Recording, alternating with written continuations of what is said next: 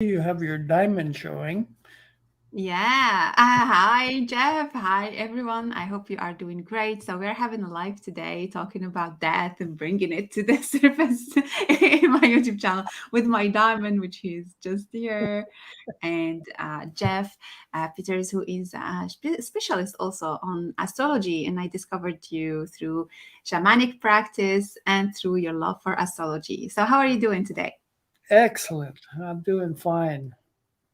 What That's about what I ordered. Yes. What about introducing yourself to the community? So many of those who will watch this video know my practice. I'm a publisher, editor, creator, naturopath, and many other things. As I say, we have multiplicity. We have the multiplicity here. So, what about you and your multiplicity? Today, day, and I have been an astrologer since 1969. That makes me a little old, but it is the way it is. I'm living into it just like I'm supposed to. I've basically been following the shamanic path since about 2012, maybe. Studied with a guy by the name of Hank Wesselman and his wife Jill Kuykendall, who, uh, yeah, actually, unfortunately, but fortunately, decided that it was time to leave this sphere of things and stepped into the next dimension last year, just in a week or so from now. And interestingly enough, 2 days ago, 1 year ago, I had a heart attack, and the doctors basically gave me right now they've given me a whole extra year to live, but you know, they're they're pleased as all get out with my recovery capabilities because I'm right now at whatever 46% is. They say normal's 50. I'm at 46. When I had my heart attack, I was running between 20 and 25, so half alive. Life alive. That's And amazing. it's just kind That's of like, considering our topic is death today, half alive is still part alive. So I was kind of like, you know, that's when the doctor told me, you're basically running between 20 and 25% capacity now, Jeff. I said, woohoo, I'm alive. And his eyes grew big. Says, who is this joker? that's amazing.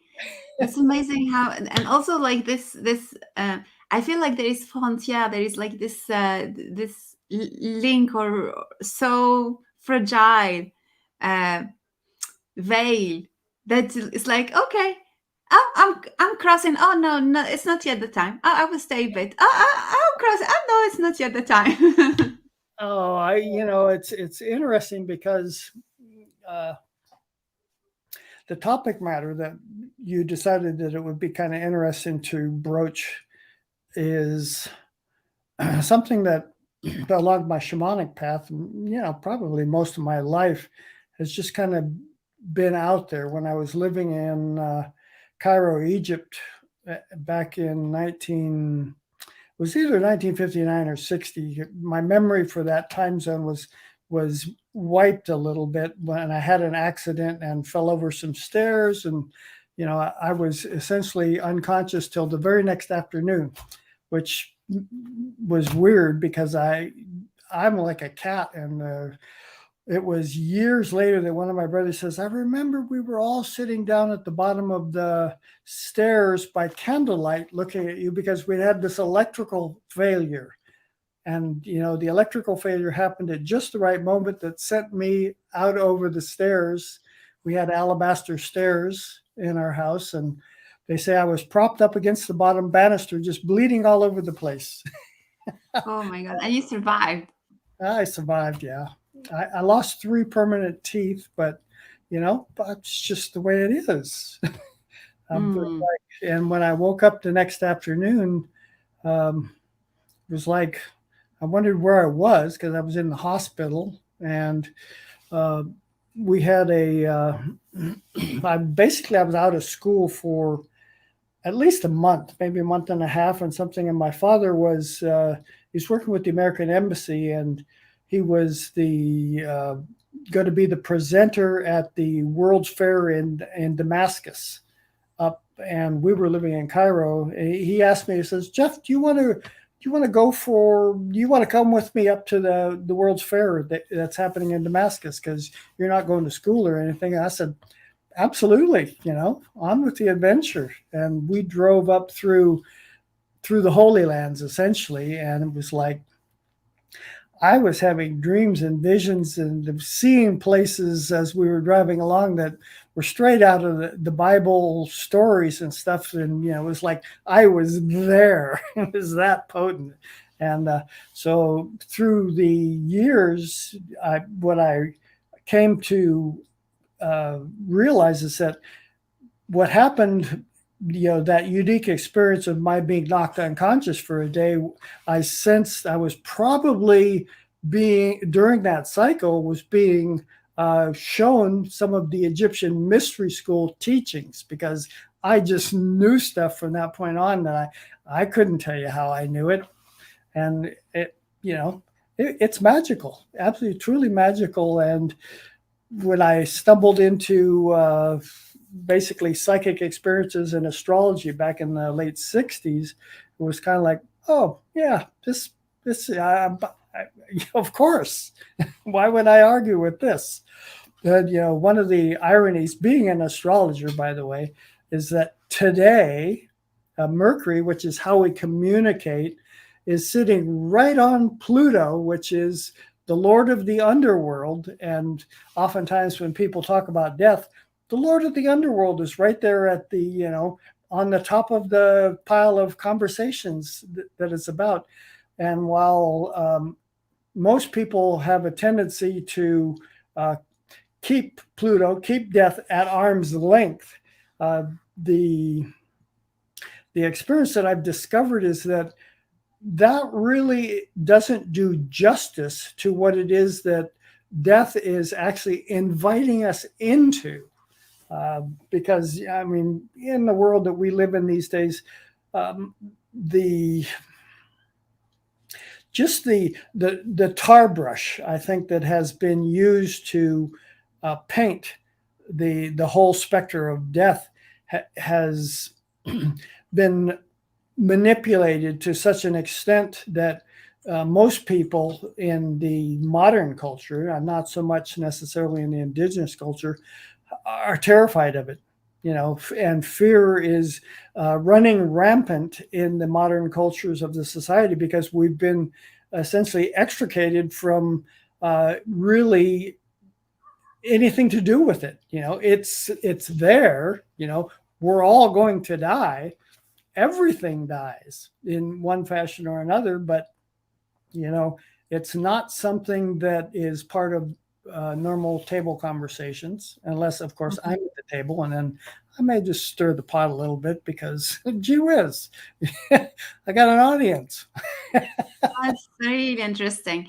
You know what, Jeff? I was just listening to you and telling myself how much I love talking and being with people who have touched or have been touched by the death as a spirit or as an experience, because there is something about truth, authenticity, being natural, knowing what it is about, and we can't find that maybe with some people or some persons that are maybe younger, or maybe they didn't still have that connection. I connected with death when I was 12 years old, the first time. And then I connected again with the death spirit as my life went on. And I remember once when I met with the death as a being, and I was like, no, it's not yet the time. It's not yet the time. I was the one saying, it's not yet the time. Go back. But it's really interesting how it is so much connected to the depth of who we are, and to that truth of who we are, simplicity. So I don't know if you are feeling what I say through this. Well, like I was indicating, the general tendency for people is to hold death out there at way beyond arm's length. They don't even want to have death show up in any kind of situation where they find themselves. And the irony of it is that once you actually make that connection with death, uh, and sit down and have conversation with them, it's kind of like, oh, you can almost feel the shudder running through through the audience. Talk with death? Are you kidding? And the reality is all death is trying to do is it's trying to awaken us to what it means to be alive. And it's kind of like, oh, now there's a concept. How on That earth? is true. That is true, exactly. And you were talking about Pluto, and one of the journeys, we did to Pluto, we discovered that it is something about awakening, but it's something that is so strange because it does not belong to our daily life as we see it. Like we have more tendency to go into life, which is the expansion of energy, than the reduction, and there is the reduction of energy, and we don't like that. And that reduction of energy can be about sleeping, about resting, about being of less, the less and not the more. And our society today is not into the reduction of energy. It's not into that. It's into more and more and more. Expand, expand, expand. We have to stay young. We have to be energetic all the time. We take 2 to 3 coffees per day. We have to be up, up, up, up. So there is no like this the I always say life is made by on cycles, and the infinity also symbol. We are always on the top, but one day we have to go down, and when we don't accept to go down, the shock can be very very hard, and there's a lot of resistance, because the more we resist, the more the shock to go down will be really big.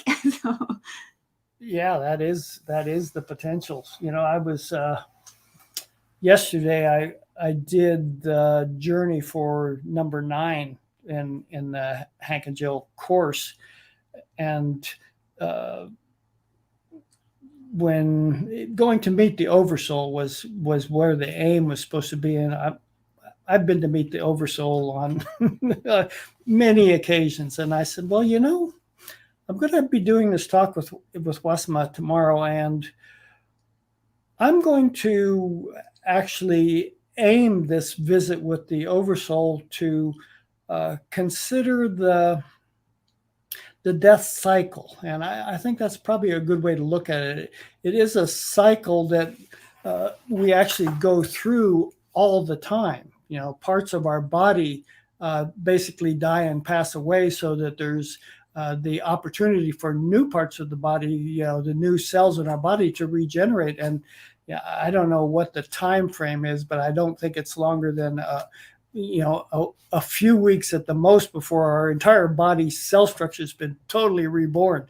And so we're going through this death rebirth cycle all the time. And this is where a lot of people miss the boat. And that is they look at the death cycle as terminal, and they don't see it as it's just a step in a process of the death rebirth cycle, which is kind of like everything gets reborn. If you really think about the experience of being in a physical form, this physical form that we use as our vehicle for the soul that we are actually is made up. Actually, everything on the planet is made up of all the minerals of the planet and whatever stuff has fallen from the out from the cosmos onto the planet, and we just basically inhabit something that is created from those basic elements. And our soul uses this as a vehicle to get around and experience being alive, and really investigating how that soul, being who we are, can utilize these instances that we find ourselves in to grow and become more. And I think that's one of the things that people don't realize. Because when someone says something about dying or death, they've got a couple of images in their mind. Death is the end of everything, or dying. I can go out and kill somebody. There's a verb version of death, and if you look at just the creation of instruments on planet Earth that are designed to spit out projectiles with the sole purpose of killing something, that vehicle they're using is a noun. It's a gun, it's a cannon, it's something like that. But it really is. It doesn't really. It doesn't inflect the totality of that energy experience that is transpiring to kill someone. You aren't really tuned into, and what I would strongly suggest to people is to do some investigation of psychopomp work, because that really, that is an invitation of being on a journey with death right at your side, in being an invitation for souls that have become lost along the way, to point them in a direction where they can actually take the step into the next phase of the rebirthing process. That's beautiful. Talking about death, it reminds me, and I say hi to Patrice. He was commenting at the same time we was talking, and he said, like an airport terminal. So talking about death, it reminds me of our ability or not to let go, also to let or to pass on life. Because this is the thing, we talked about the regeneration of cells, and I really believe that there are different time for different cells to regenerate, with the skin versus the liver and so on. But at a certain point, we have to pass on that life to what we consider something else. Our body will be dust. We have to pass on all what it has to the earth, so it can help her regenerate. Our soul is going to be passed on or is going to go to pass on to another level. So there is something about pass from a level to another. And there is something about holding to, which is, again, in our societies today, is holding. We have to hold to something. We think that it's eternal, it's forever, or it's us, or it's for us. And we lose that global vision. And I feel like the spirit of death is his or her gift, depending how they represent it themselves, is really that, is to relearn that practice of sacrificing ourselves for the best of all, or being a role like of service to life. Is to reconnect with the global vision, as we are all in this part. We are all of this, and not like the identity. So this is what comes to me when talking about this role of movement, helper to move. That's good. I think about one of the shamanic techniques called dismemberment. And I think we did a dismemberment. We always do dismemberment processes when we get together with Hank. But one of my very first ones that I went on, I had no idea what's going to transpire. And he indicated that, well, you go to the garden, your sacred garden, and talk to one of your spirit helpers. I call them spirit assistants, and see if they can assist you in going through this dismemberment process. And it was interesting, because when I went on the journey yesterday for this, it was like that was one of the avenues that I was spun toward, is to go back and revisit that dismemberment journey that I went on, that was so potent to begin with. And so I went on it, but it wasn't exactly the same, as journeys never really are. And I could just kind of spin out some of the tale so that the process of dismemberment it's an invitation for death to essentially come and sit in the corner with you. And when I had my that first dismemberment process, that really was not where my focus was. I mean, I didn't think about that particular aspect of it until right at the very end of the journey, or near the end of the journey, where death just showed up and looked at what had taken place and says, good job. And so, but anyway, when I went to my garden to set up this dismemberment process, I went to went to Black Panther and said, is there any way that you can assist me in a dismemberment journey? And boom, I was no longer in my sacred garden. I was in a clearing with one tree in the center of it. It was dusk in the savannah of Africa. And all around me, I could see the glowing eyes of hyenas just everywhere. And, they attacked. And as they attacked, a part of me, my soul, I guess, went up into the tree. And in the initial journey, I'm up in that tree watching the whole process unfold. Well, in this rejourneying that I did, death is sitting up in the tree with me. And we're both observing the process that's going along as the hyenas basically just devour everything that they can. And then the next day, when the sun finally came up, the vultures arrived and they managed to pick the bones really clean. And then I don't know how many days went by in this journey, which, for 20 minutes is not bad. And then the bugs came, the ants and all the different kinds of things, and they just cleaned those bones just thoroughly, and the sun baked them, and they were just baked, dry, and white. And we're both up there observing this thing, and all of a sudden this young African boy comes along, and he just kind of looks over everything, doesn't say anything, but he picks up something and he leaves with it. And in the dismemberment process, there should always be something that is taken away from the process, because not to say that being dismembered is not enough, but after that,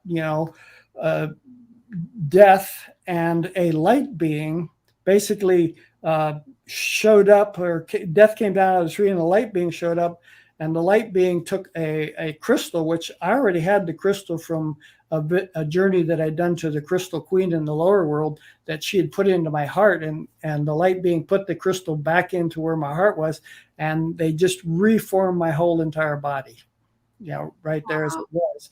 And at the very last thing, death took a second crystal and put it in the center of my head.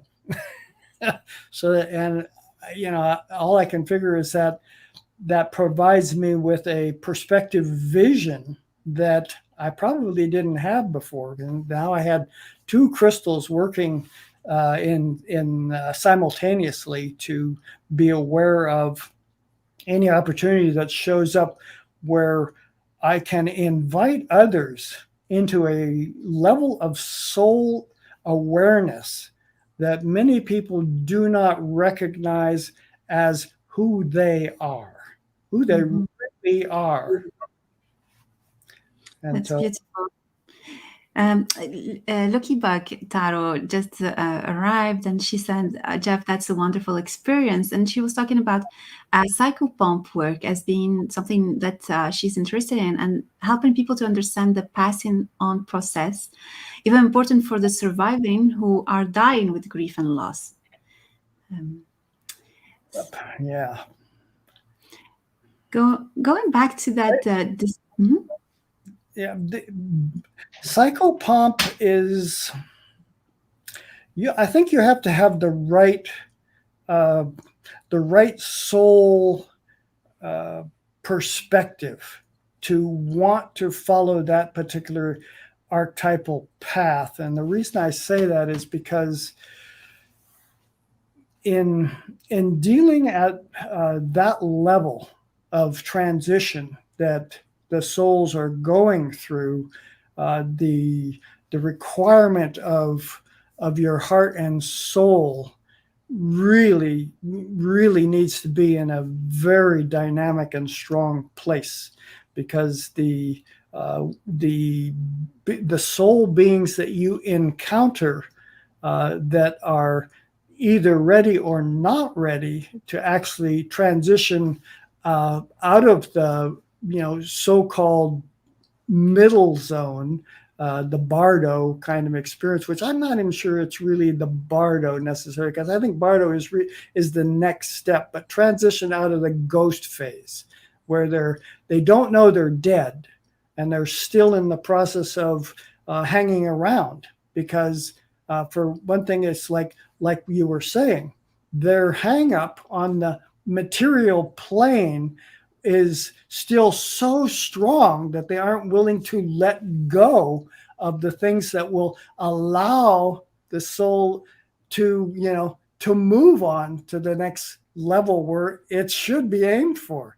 And so being a psychopomp, and you really need to have your heart in the right place to do it, because it's going to demand everything from you, and you should have a very, very clear idea of your relationship with death, because it is the death zone that you're working with. And as such, if you're not clear in there, and you're dealing with souls that are on that that kind of like a teeter-totter edge, where they don't know this either. They were, in our modern culture, we're not taught to be aware of that transitional process all the way through. It's like the door is closed, boom, it's dark, you're done. I said, oh, hell no. Way more. The last week or this week, I had many experiences with people who are having dreams about their fathers or mothers who have gone the other side, and that allows them to understand another side of death, as if the ancestors, whether they are far away in the lineage or just close by, they teach us also about death and its profundity, and how it is a normal process, but at the same time a sacred one, a sacred process. So I feel we learn a lot from people who died, more than the living ones, about death. Even spirit. Sorry? Yeah, because I mean, when you get to that transitional phase, I'm going to say the memories, the soul memory of actually being through that process on multiple occasions, throughout eternity, comes more to the fore, to the surface, where what you are being invited into is more like a welcome home kind of attitude, rather than a jolly farewell kind of thing, which is the human version of the transitional experience. Talking about that, I'm seeing time passing quickly. I want to talk about tarot also, and because even if we try to avoid that and speaking about it and things like that, even that in relationships, we cut so quickly. I'm finding people cutting very quickly relationships, and very easily, as if they have never existed. There is some denial even in the process of death, and how sometimes it's not only sudden, but it comes. It can be, and it can take time, because. And that is again something I really like meditating on. What is that? Is it the process, or is it the moment of rupture from one state to another?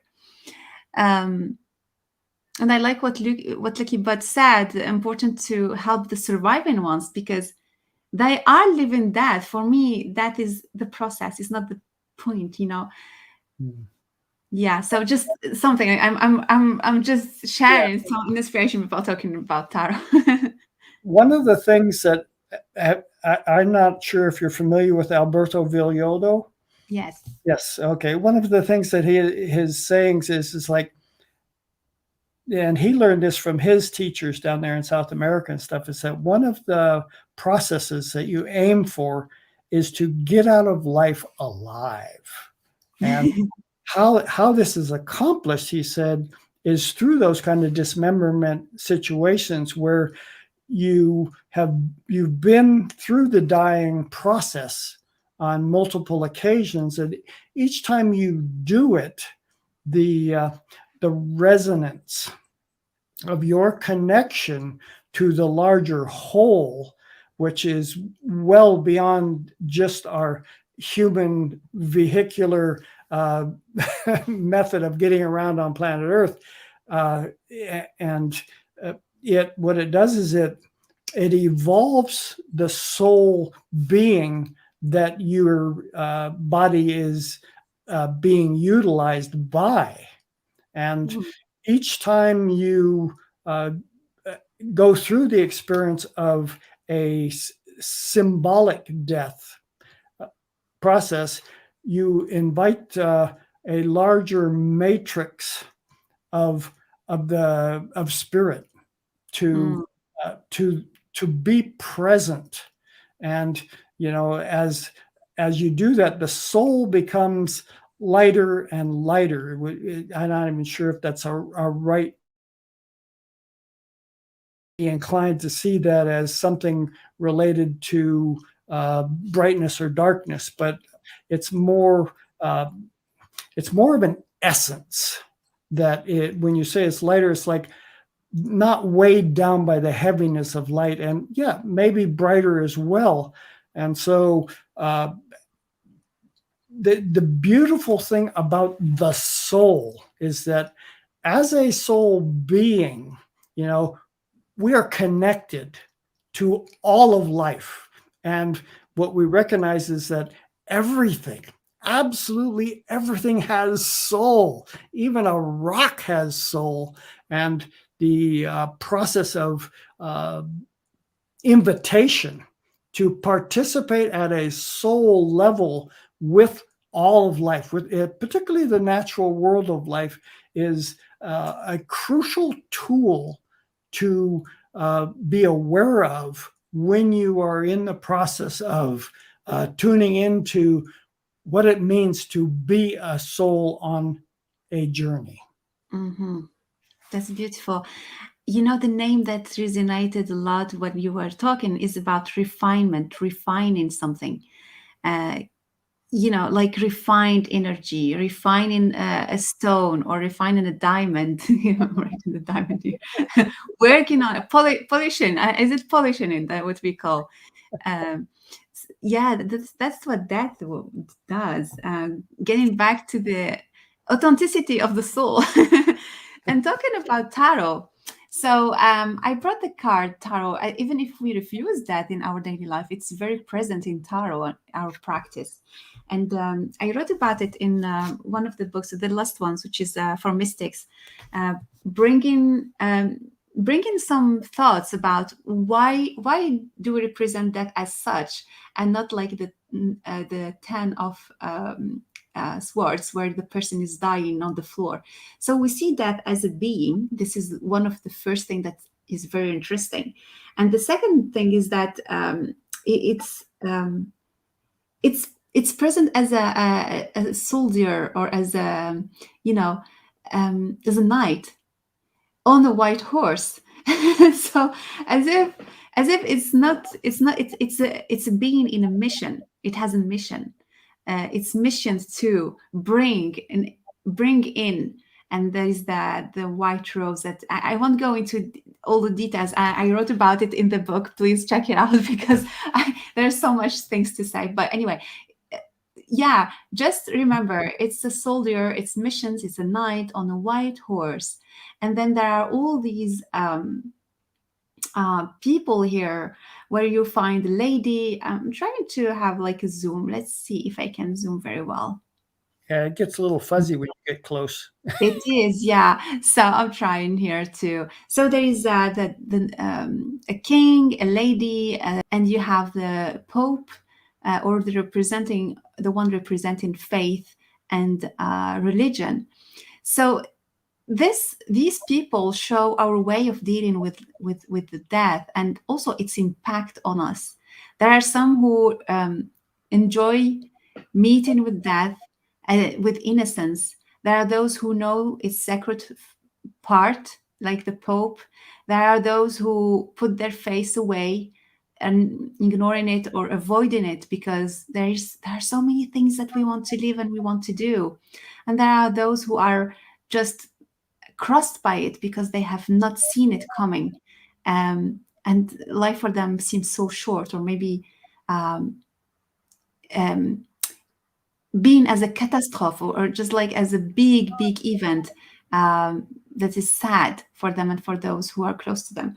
So there are so many things that I love in this tarot cards to talk about. So I want to see with you if there are any things that came out to you. We're checking if what I can say more in the last 5 minutes. The very first thing that I see is that, and it's not necessarily so much. Well, actually, it is what the image is that this was drawn by a human who had some awareness, but the process of awareness, actually, the process of attempting to describe in artistic form that transitional phase it's the visual capacities of us as human beings is very limited. Yes. And the process is it's sacred, and as sacred it actually is more along the lines of an awareness of an energy process that's unfolding, and to depict it in utilizing the material world, that's a challenge. And yes. And most people who these days are utilizing something like that, the tarot deck, the white tarot deck, are, they're steeped in the material world, and that works just fine for them. They see the dead bodies or the dying bodies there, and they can relate, as, oh, it's a terminal kind of thing. Whereas in reality, the focus that nobody's really putting much focus on there is that bright sun in the background next to the tower. It's kind of like, there is life. The sun is life. Yes. Unfortunately, it wasn't given enough emphasis, and the emphasis was on the skeleton knight on the white horse. And if you really think about it, the horse itself, vibrant and alive. It really is. And it's hard to depict that essence of what it means to really be alive. Because when you're talking about death, that's hardly on the front of people's consciousness. What does it mean to be alive? Well, being alive it's a soul prerogative to recognize that I'm an infinite being. I have always been and always will be, as a material human made up of all the elements of the material world. I got a shelf life. That's so true. And also what I like about the illustration also is that, as you said, something so unconscious, we try to make it conscious, yet it won't show everything. It's like the iceberg. You see just the first part, and this is what tarot is about. It shows you just like the entrance to another realm, and we have to meditate with these type of illustrations. Like, why is the sun so bright? Why are there like these two kind of buildings, or as it's showing in entrance? Why is the death wearing that black helmet. I don't know how to call it. Yes. And why is it holding that flag? Why is it going from the left to the right? There are so many things that we can meditate on, and that's why I like doing. That's why I said I cannot say everything I have written about, like some pages. So, but I can just share one of the aspects that is there is a river. You can see a river behind. Behind the horse, we see the long flowing river, a boat which moves slowly and continues the journey. You see that boat from in the bottom. Other aspects of life continue as we go through an episode of death in our life, whether it is that of a loved one, the end of a phase, divorce, studies, and so on. It's part of the order versus the chaos. It's a part of the duality, life versus death. And I noticed something very different, very strange here. When death touches one aspect of my life, there is another aspect that is touched by life, right? So when we have one part of our life that is dying, there is another part that is living. It is in expansion. So as if that cycle of life and death is like yin and yang. They are always completing each other's. Where there is death, there is life. Life, death, death, life. And this is magical. I find it very interesting that it is shown in this card as one of its wisdom. Here's some words from Khalil Gibran on death. For what is it to die but to stand naked in the wind and melt into the sun? And what is it to cease breathing but to free the breath from its restless tides, that it may rise and expand and seek God unencumbered? Only when you drink from the river of silence shall you indeed sing. And when you have reached the mountaintop, then you shall begin to climb. And when the earth shall claim your limbs, then shall you truly dance. That's beautiful. I have one other thing, which is this is an astrologer he was an Aquarius with Sagittarius rising. Unfortunately, he passed away way too early, born in 1976 and passed away in 2014. He wrote something called Engaging the Infinite. Above the wavering sea, stars await your return, mirrored across the deep span stretching within. The curving space between here and there is endless, yet it seems like you've been abandoned in the emptiness. You can never stop the flow of dark imagery coursing through your heart. Those chambers of guilt and fear always struggle to contain the tingling fire dancing as your soul. It hurts to be free, but when you step into your passion, the whole universe opens within. And others may wander with black holes for hearts, devouring your visions with their fears. But tell me, how old are you? That's not your age. It's simply the number of orbits you've made around this star. You've made many orbits around other stars like a timeless electron, zipping around an atomic nucleus. You are infinite. And if you argue for your limitations, you have to fight them. But if you discover your possibilities, you get to create them. So stand still, gaze at the sky, sense the reverence rising inside, and know that your being is an extension of eternity. And that's from Kelly Lee Phipps. That's beautiful. Thank you very much for sharing. At the same time, Lucky Bud is sharing, also saying to me, the boat, talking about the boat, is like the Six of Swords, telling us that that change moves us into a gentler flow that is like the refining of the soul, which is one of the meanings of the white rose to me. That's beautiful. Maybe one last thing I will share about the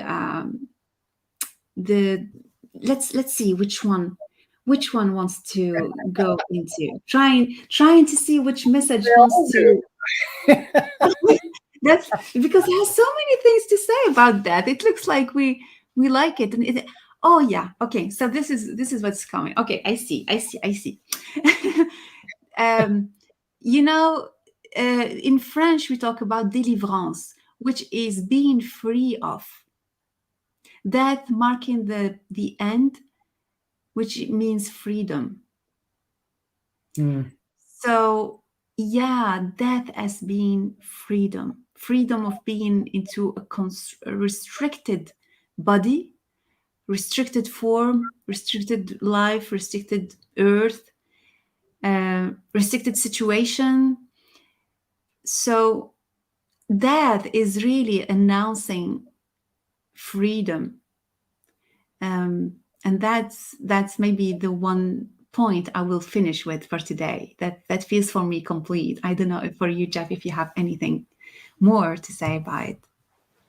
Well, like Alberto Viola said, getting out of life alive, the freedom cycle. How many times does it take for you to go through the dying process in your life to recognize how free you really are?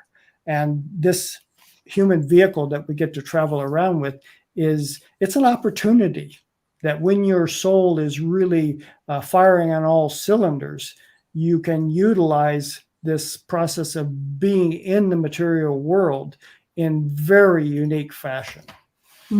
Beautiful.